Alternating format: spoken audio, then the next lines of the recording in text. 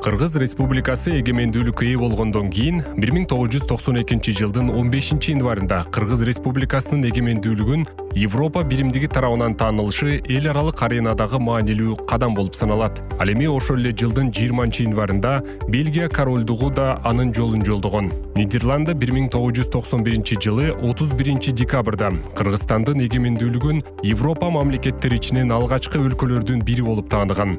Кыргыз Республикасы менен Бельгия королдугунун ортосундагы дипломатиялык мамилелер 1992 жылдын 25 мартында түзүлгөн. Ушул эле жылдын 10 июнунда Кыргыз Республикасы менен Нидерланды королдугунун ортосунда дипломатиялык мамилелер башталган. Кийинки жылдары Кыргызстандын Европа өлкөлөрү менен дипломатиялык байланыштарынын активдүү өнүгүшү да мүнөздөлдү.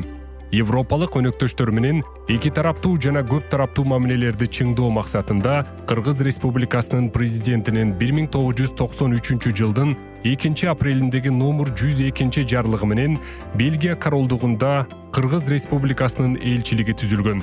Бул өз ара түшүнүшүүнү жана кызматташтыкты бекемдөөдө маанилүү кадам болуп калды.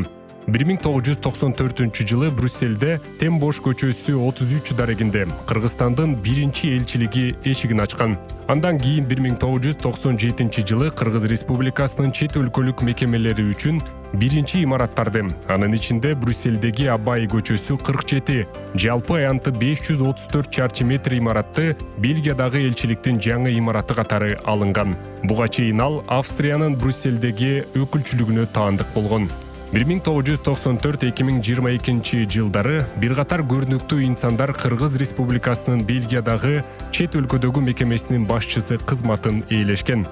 Бул мезгилде Бенилюкс жана Франция өлкөлөрүндөгү элчилер, ошондой эле Европа биримдигинин, НАТОнун жана ЮНЕСКОнун алдындагы туруктуу өкүлдөрү Чыңгыз Айтматов, Жыргалбек Азылов, Асейин Исаев жана Мухтар Жумалиев болушкан. 2022 жылдын декабрынан тартып, азыркы учурга чейин Кыргыз Республикасынын Бенилюкс өлкөлөрүндөгү атайын жана ыйгарым укуктуу элчиси, ошондой эле Европа биримдигине жана НАТОго караштуу туруктуу өкүлү кызматын Айдит эркин ээлеп, Кыргызстан менен европалык өнөктөштөрдүн ортосундагы жогорку деңгээлдеги дипломатиялык мамилелердин салтын улантууда. Эки тараптын саясий байланыштары 1994 жылдын май айында Кыргыз Республикасынын президенти Аскар Акаевдин Брюссельдеги орун алган иш сапарынын алкагында түзүлүп, анын алкагында Бельгиянын королу Альберт II, премьер-министри жана Брюссель шаарынын мэри менен эки тараптуу жолугушуулар уюштурулган. Сапардын жыйынтыгында биринчи эки тараптуу кыргыз-бельгиялык документ биргелешкен декларацияга кол коюлган. Эки тараптуу мамилелерди активдештирүү жана Кыргыз Республикасынын президентинин Бельгияга боло турган иш сапарын уюштуруу маселелерин иштеп чыгуу максатында 2022 жылдын 15-16 ноябрында Кыргыз Республикасынын тышкы иштер министри Жээнбек Молдоканович Кулубаевдин Бельгияга болгон иш сапары уюштурулган.